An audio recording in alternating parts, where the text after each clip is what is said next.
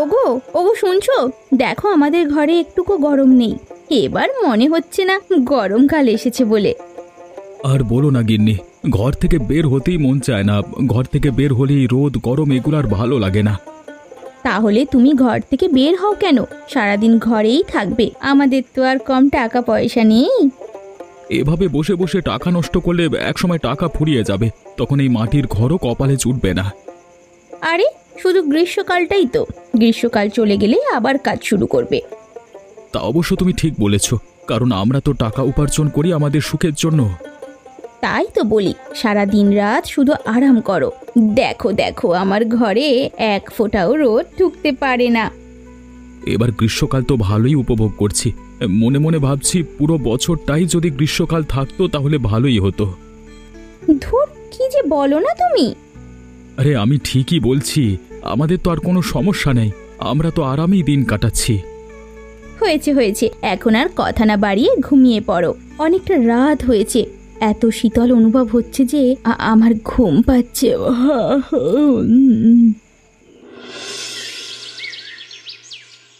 কি অবস্থা দিদি? কি খবর তোমার? তোমাকে তো এখন আর দেখাই যায় না তেমন একটা। দেখবে কিভাবে রে, আমি তো ঘর থেকে বেরই হই না। ঘর থেকে বের হলেই শুধু গরম লাগে। তা তো লাগবেই, গ্রীষ্মকাল বলে কথা। সেই জন্যই তো ঘরের ভেতরে থাকি। ঘরে একদম গরম পৌঁছায় না রে। তা তুমি ঠিক বলেছ, এই গরমে মাটির ঘরের ভেতর থাকতেই খুব ভালো লাগে। একটুকু রোদ বা গরম ভেতরে নাকি ঢুকতে পারে না। তা ঠিক বলেছিস, তবে আমি ভাবছি বেশি দিন আর এই ঘরে থাকবো না, আরো ভালোভাবে বড় ঘর তুলবো।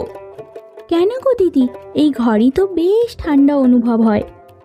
আরে আরে শোন শোন, বড় লোকি ধরনের ঘর তুললে গরম কম লাগবে, বুঝলি তো? কি জানি, অতটা বুঝি না। বড় লোকি ঘরে তো আর কখনো থাকিনি না, তাই।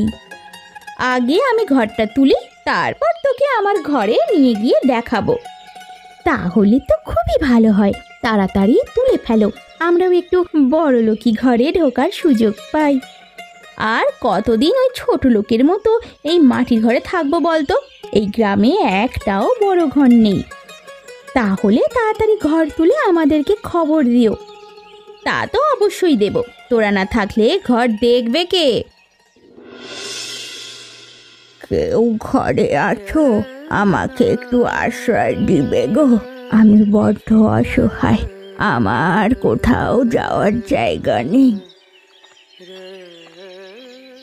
কি হলো কি? এইভাবে ঘরের সামনে এসে চেঁচামেচি করছেন কেন?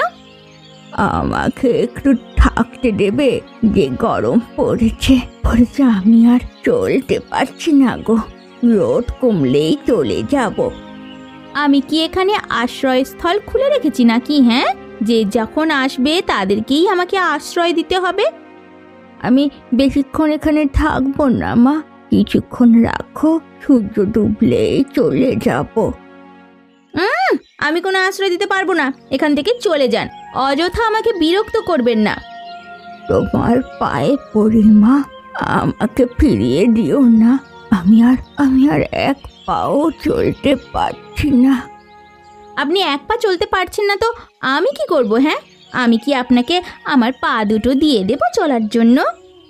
তুমি আমার সাথে এমন ভাবে কথা বলছো কেন মা? আমি তো শুধুমাত্র কিছুক্ষণের জন্য আশ্রয় চেয়েছি। বারবার এক কথা বলছেন কেন বলুন তো? আমি তো বলেছি আমি কোনো আশ্রয় দিতে পারবো না। এত বড় একটা ঘরে আমার মতো একজন বুড়ো মানুষকে আশ্রয় দিলে কি এমন হবে?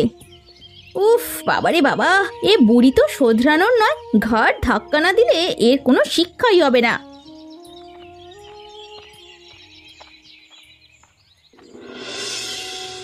বাড়িতে কেউ আছেন? আমাকে একটু আশ্রয় দেবেন গো, আমি বড্ড অসহায় একজন মানুষ। কে আপনি? কে? এত কাঠ ফাটা রোদের মধ্যে আপনি বাইরে ঘুরে বেড়াচ্ছেন কেন এভাবে? আমার যে যাওয়ার কোনো জায়গা নেই, আমাকে একটু আশ্রয় দেবেন। আরে আসুন আসুন, ভেতরে আসুন। আপনি আমার প্রাণ বাঁচালেন। প্রাণ বাঁচানো প্রত্যেকটা মানুষের কর্তব্য। এখন বলুন তো আপনি এভাবে ঘুরছেন কেন? আমার যাওয়ার কোনো জায়গা নেই। একটু আগে একজনের বাড়িতে আশ্রয় চেয়েছিলাম, আমাকে আমাকে ঘাড় ধাক্কা দিয়ে বের করে দিল। আপনাকে ঘাড় ধাক্কা দিয়ে বের করে দিয়েছে? কে বলুন তো? আমি তো চিনি না। এই এই আপনার ঘরের ওপাশে যে বাড়িটা আছে না, সেই বাড়ির বউ। তার মানে জগদীশের বউয়ের কথা বলছেন আপনি? তা তো জানি না, তবে ভীষণ কষ্ট পেলাম। আপনি খামোকা ওদের বাড়িতে গেলেন কেন? ওদের বাড়ির বউটা একদম ভালো নয়, অহংকারে মন ভর্তি। আমি তো জানতাম না, আমি না জেনে শুনেই গিয়েছি। আচ্ছা বাদ দিন, ওরা যে পাপ করেছে পাপের শাস্তি একদিন ঠিক পাবে। আপনাকে চিন্তা করতে হবে না। আপনি এখন থেকে আমার বাড়িতেই থাকবেন। আপনার বাড়িতে থাকবো কিভাবে? নিজের বাড়ি মনে করে আমার বাড়িতেই থাকবেন, কোনো সমস্যা হবে না। আমি তোমাকে কতবার বলেছি গিন্নি, গ্রীষ্মকাল যাক তারপর আমি তোমাকে বড় ঘরে তুলে দেব। আরে তুমি বুঝতে পারছো না, এখন যদি বড় ঘর তুলি তাহলে আমাদের ঘরে আলো বাতাস আসবে। আলো বাতাস দিয়ে তুমি কি করবে? তুমি এখন আরামে আছো না? আমার আরো আরাম চাই। ছোট লোকের মতো ওরকম মাটির বাড়িতে আমি আর থাকতে পারবো না। থাকতে পারবে না মানলাম, আমি তোমাকে বড় ঘরে তুলে দেব, কিন্তু এখন না, পরে। আমার এখনই চাই। আমি বড় মুখ করে দেবাংশীকে বলেছি আমার বড় বাড়ির কথা। আমার সাথে কথা না বলে তুমি কেন বলতে চাও বলো তো? আমি আর কিচ্ছু জানি না, আমাকে এখন বড় ঘর তুলে দিতেই হবে। তুমি বারবার আমাকে এই কথা দাও, কিন্তু তুমি তোমার নিজের কথা রাখো না। তুমি এমন একটা কথা বলতে পারলে গিন্নি। আচ্ছা বেশ, আমি আনন্দের সাথে কথা বলে বড় ঘর তোলবার ব্যবস্থা করছি। এবার খুশি? হ্যাঁ হ্যাঁ, এবার খুশি না হয়ে আর কোথায় যাব বলো তো? যত দ্রুত সম্ভব ঘর তুলে ফেলো, বুঝলে তো? আমি পড়েছি তোমাকে নিয়ে মহা যন্ত্রণায়, এখন ঘুমাও।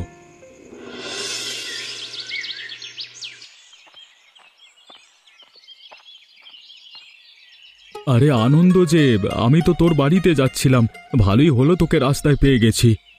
কেন গো দাদা, আমাকে খুঁজছিলে কেন? কোনো প্রয়োজন আছে নাকি? আরে হ্যাঁ, প্রয়োজন আছে বই কি। তোর সাহায্য প্রয়োজন আমার। আমাকে একটা বড় ঘর তুলে দিতে হবে। বড় ঘর? কেন দাদা, কি হয়েছে? আরে থাকবার জন্য একটা বড় ঘর তুলে দিতে হবে। ওই মাটির ঘরে নাকি তোর বৌদি আর থাকবে না। এইটা কোনো কথা? মাটির ঘরে গ্রীষ্মকালে কি যে আরাম সেটা বৌদি জানে না? সেটা তো জানে, এখন সে বলছে বড় ঘর তুলে নাকি আরো আরাম পাবে। কি জানি দাদা, ছোটবেলা থেকে মাটির ঘরেই বড় হয়েছি, ওসব এখন আর আমরা ভুলছি না। তুই আমাকে সাহায্য কর না ভাই, যত দ্রুত সম্ভব আমাকে বড় ঘর তুলে দিতেই হবে। ঠিক আছে, এত ব্যস্ত হতে হবে না। তুমি যখন বলছো আমি কি আর না করতে পারি? আচ্ছা, ঘর তুলে দেওয়ার জন্য কত কি খরচ নিবি সেটা আমাকে জানাবি? সেই হিসেব না হয় পরে হবে। তুমি আমার দাদা, তোমার সাথে আবার হিসেব নিকেশ আছে নাকি? তোর কথা শুনে আমি বড্ড খুশি হলাম। আচ্ছা বেশ, তুই আমার সাথে দেখা করিস। ঠিক আছে দাদা, তুমি এখন বাড়িতে যাও, আমি দেখা করে নেব।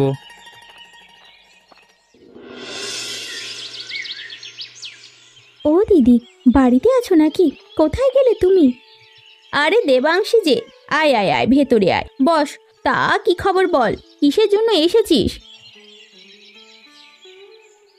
শুনলাম তোমার নাকি বড় ঘর তুলছো, সেই নিয়েই তোমার সাথে কথাবার্তা বলতে এলাম। আরে হ্যাঁ হ্যাঁ, আমরা তো 2-3 মধ্যেই বড় ঘর তুলে ফেলবো। এবার আমরাও আরো আরামে থাকবো, দেখিস। হ্যাঁ, জগদীশ দাদার সাথে আনন্দের কথা হয়েছে। আনন্দ বাড়িতে গিয়ে আমাকে জানালো সবটা। সবে তো তোরা জেনেছিস, এবার ধীরে ধীরে গ্রামের সমস্ত মানুষ জানবে। আচ্ছা দিদি, বড় ঘর তোলার পর কি তোমাদের বেশি গরম লাগবে না? মাটির ঘরই তো ঠান্ডা ছিল। মাটির ঘরে ঠান্ডা আছে এটা ঠিকই, তবে দেখিস না বড় লোকেরা কত বড় ঘরে ঠান্ডায় থাকে। তোমাদেরও অমন লাগবে নাকি? তা নয় কি, শুধু শুধু কি আর আমি বড় ঘরের জন্য লাফালাফি করছি? হ্যাঁ, তোমার বড় ঘরের কথা শুনে আমার বড় ভালো লাগছে গো। ভালো লাগলে কি হবে, তোরা তো আর অমন ঘর তুলতে পারবি না কখনো। আমাদের ঘরই দেখে দেখে যাবি, বুঝলি তো? নিশ্চয়ই নিশ্চয়ই, যখনই গরম বেশি লাগবে তোমাদের ঘরে না হয় চলে আসবো। তা আসিস, সবসময় এসে বসে থাকাটাও উচিত হবে না। আরে না না, কি যে বলো, আজ তাহলে আমি আসি। চলে যাচ্ছিস নাকি? আরো কিছুক্ষণ বস, তোর সাথে গল্প করতে বেশ ভালো লাগে। না না দিদি, আর বসবো না, সন্ধ্যা হয়ে এসেছে, এবার বাড়ি ফিরতেই হবে, আরেকদিন আসবো না হয়।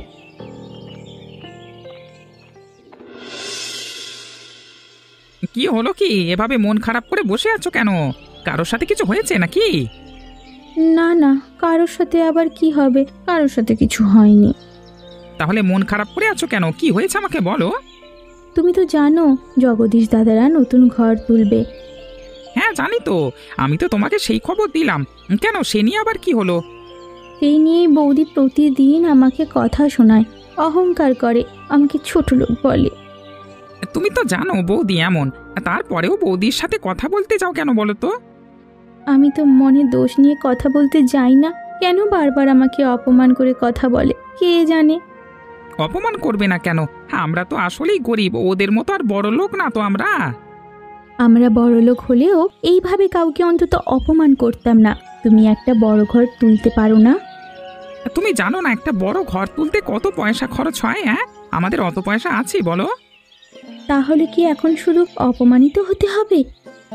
শোনো গিন্নি, আমাদেরও সময় আসবে, ওপরওয়ালা হাতে নাতে দেখিয়ে দেবে, শুধু ধৈর্য ধরো। হ্যাঁ, কি জানি কবে এই কাঙ্ক্ষিত দিন আসবে। আরে আসবে আসবে গিন্নি, কথায় আছে না, চোরের 10 দিন হলে গৃহস্থের 1 দিন। হ্যাঁ,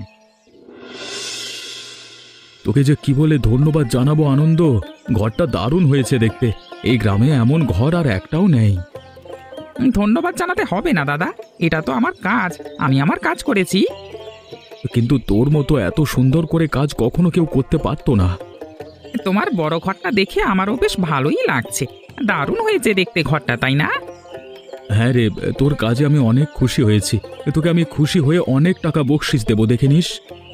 আবার বকশিসের কি দরকার দাদা, আমার যা পাওনা সেটুকু দিলেই হবে। দেখো ঘরটা দেখলে বৌদি অনেক খুশি হবে। তোর বৌদি তো খুশি হবেই, গ্রামের সব মানুষ আমার ঘর দেখতে আসবে। যা সুন্দর হয়েছে তোমার ঘরটা, তাতে দেখতে না এসে আর কি উপায় আছে? তুই কিন্তু মাঝে মধ্যে আমার ঘরে আসবি, আমার ঘরে এবার থেকে বেশি আরাম পাওয়া যাবে। বেশ বেশ, আমি আসবো, সেটা নিয়ে চিন্তা করো না তুমি। তাহলে এখন তোকে তোর পাওনাটা দিয়ে দিই, কি বলিস? দাও, আমাকে আবার ঘরে ফিরতে হবে এরপর, ওদিকে অনেক কাজ পড়ে আছে। এই নে তোর টাকা, আর এই হলো তোর বকশিস। আবার বকশিসের কি প্রয়োজন দাদা? আরে রেখে দে, খুশি হয়ে দিয়েছি। ঠিক আছে দাদা, এরপরে যদি প্রয়োজন হয় তাহলে আমাকে ডেকো। হ্যাঁ, অবশ্যই ডাকবো, তোর হাতের কাজ এত ভালো, তোকে রেখে আর কাকে ডাকবো শুনি। আচ্ছা দাদা, তাহলে এখন আমি আসি।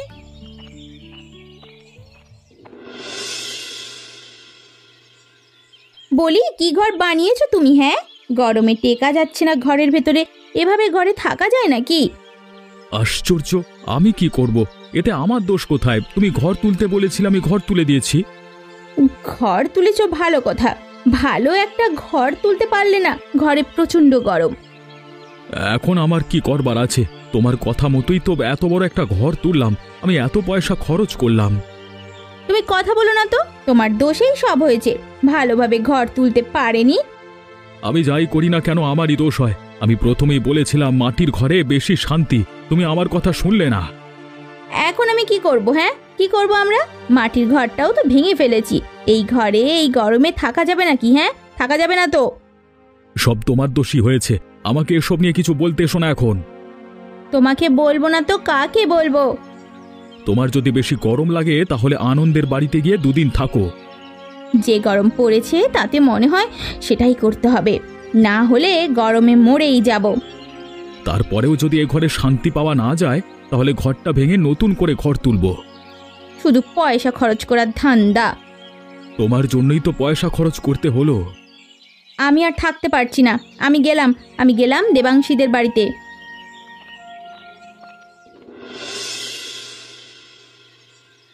এই দেবাংশী, দেবাংশী, ও দেবাংশী, ঘরে আছিস? বেরিয়ে আয় তো একবার। আরে দিদি যে, এসো এসো আমার বাড়িতে কি মনে করে? উফ, আগে বসতে দে ভাই, আগে বসতে দে। বাইরে প্রচন্ড গরম, আর টিকতে পারছি না। এসো এসো আমাদের ঘরের ভেতরে এসে বসো, আমাদের ঘরে গরম নেই। তোদের ঘরে গরম নেই বলেই তো তোদের ঘরে এলাম। আমাকে 2 দিন তোদের ঘরে থাকতে দিবি?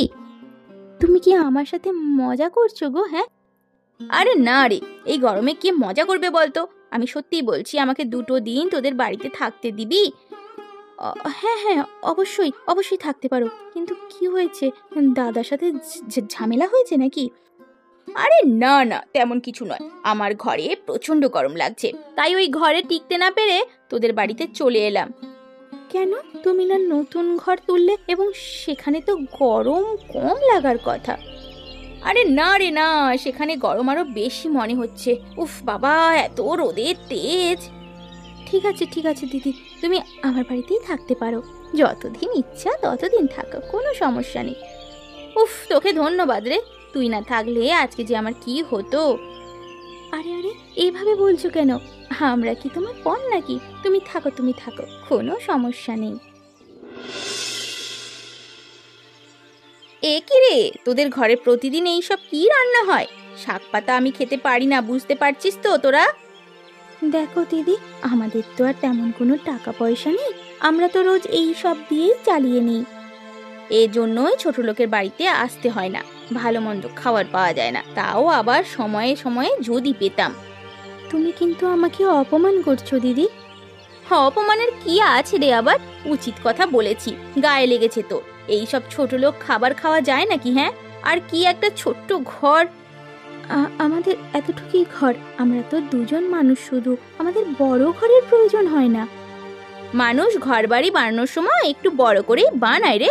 তোদের মাথায় কি কোনো বুদ্ধি শুদ্ধি ছিল না? বুদ্ধি থাকলে কি হবে, আমাদের যতটুকু সামর্থ্য ততটুকু করতে পেরেছি। মানুষের টাকা পয়সা না থাকলে যা হয় আর কি। তোরা কবে যে বড়লোক হবি বলতো?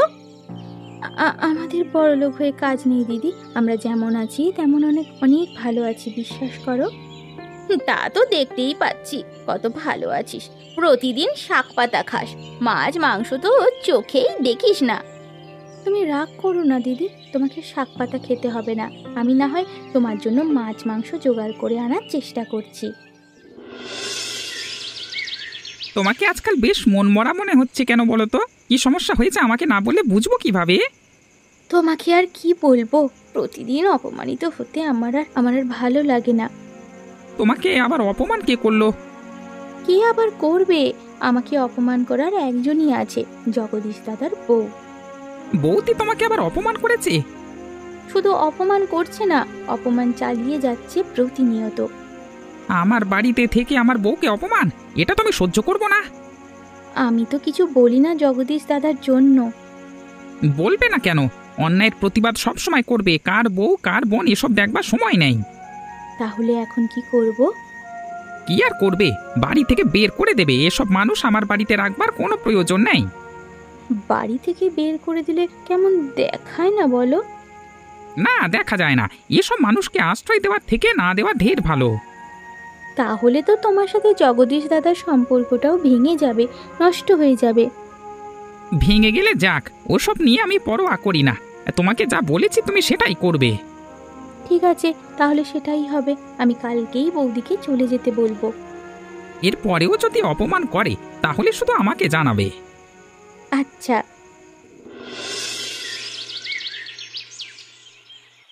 কি হলো কি, এত সকাল হয়ে গেল তারপরেও আমার সামনে কোনো খাবার এলো না কেন? কি করছিস কি তুই? দুঃখিত দিদি, আজকে তুমি কোনো খাবার পাবে না। খাবার পাবো না মানে? আজকে কি আমাকে উপোস করে থাকতে হবে নাকি? তোদের ঘরে কি কোনো খাবার দাবার নেই?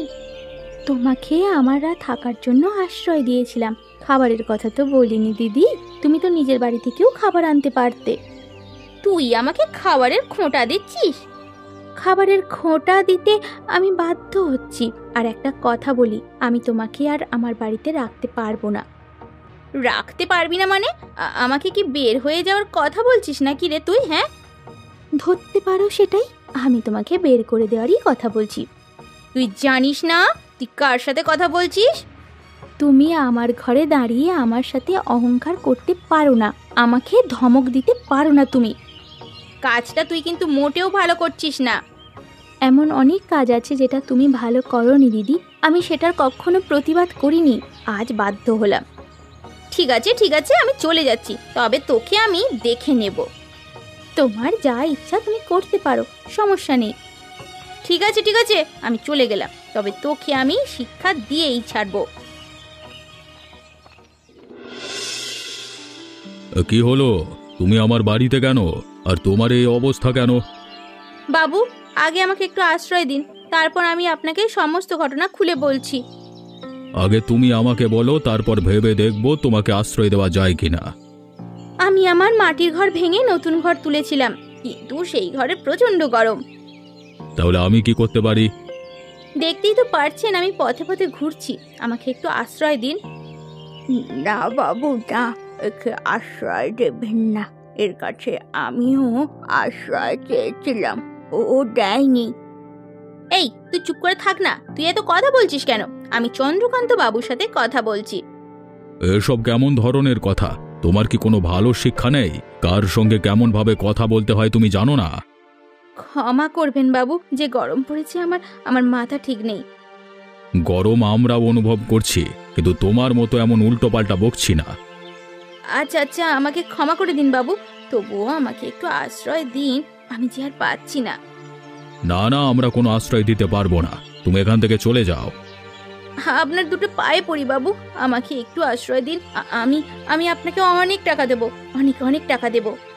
তুমি আমাকে টাকার লোভ দেখাচ্ছ? এক্ষুনি বেরিয়ে যাও আমার বাড়ি থেকে, আর কোনো দিন এ বাড়ির আশেপাশে তুমি আসবে না।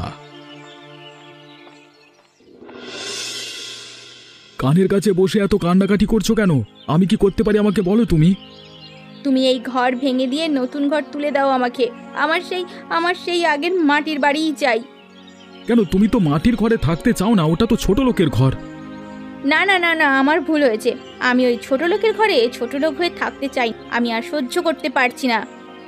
কি জানো তো গিন্নি, তোমার এই পরিস্থিতির জন্য একমাত্র দায়ী হলে তুমি এবং তোমার অহংকার।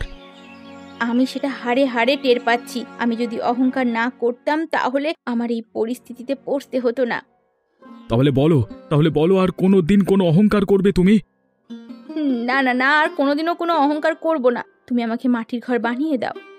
ঠিক আছে, তুমি আমাকে একটু সময় দাও, আমি এই ঘরটা ভেঙে নতুন মাটির ঘর তুলে দেব। না না না, এই ঘরটা এত পয়সা খরচা করে তুলেছি, এটা থাক, এই ঘরের পাশেই একটা মাটির ঘর তৈরি করো। আচ্ছা বেশ, তুমি যেহেতু বলছো তাহলে সেটাই হবে। আমি আজকে অনেক খুশি হয়েছি গো, আমার মনে হচ্ছে আমি যেন নতুন করে জন্ম নিয়েছি। কি যে বলছো তুমি এসব? এটা আবার নতুন কি? নতুন ঘর তুলেছি এটুকুই তো। তুমি বুঝতে পারবে না, আমি পথে পথে ঘুরে কোনো আশ্রয় পাইনি, আমার কতটা খারাপ লেগেছে, কতটা খারাপ অবস্থা হয়েছিল, তুমি বুঝতে পারছো? বিপদে পড়লে কেমন লাগে এবার তুমি বুঝতে পেরেছো তো? হ্যাঁ হ্যাঁ, আমি ভালো করেই বুঝতে পেরেছি। তাহলে এখন থেকে যে কেউ বিপদে পড়লে তুমি সাহায্য করতে দুবার ভাববে না, ঠিক আছে? একদম একদম, এখন থেকে আমার কাছে যেই আশ্রয় চাইতে আসুক না কেন, আমি সবাইকে আশ্রয় দেব। আর হ্যাঁ, দেবাংশীর কাছে তুমি একবার ক্ষমা চেয়ে নিও, মেয়েটা তোমার কারণে অনেক কষ্ট পেয়েছে, তুমি মেয়েটাকে অনেক অপমান করেছো। তুমি চিন্তা করো না, আমি নিজে গিয়ে দেবাংশীর কাছে ক্ষমা চেয়ে আসবো, তারপর আবার আমার বাড়িতে নিয়ে আসবো ওকে। যাক, অবশেষে গরমের সমস্যা দূর হলো, এবার গ্রীষ্মকালে আর কোনো ধরনের কোনো সমস্যা আমাদের হবে না। গ্রীষ্মকাল কি বলছো? বর্ষাকালেও আমাদের ঘরের কোনো সমস্যা হবে না। একদম ঠিক বলেছো। আমি আর কোনোদিনও কোনো অহংকার করব না, এবার বুঝতে পেরেছি অহংকারই পতনের মূল। আর আপনারা এমনই মজার মজার গল্প দেখতে আমাদের চ্যানেলটিকে সাবস্ক্রাইব করতে ভুলবেন না।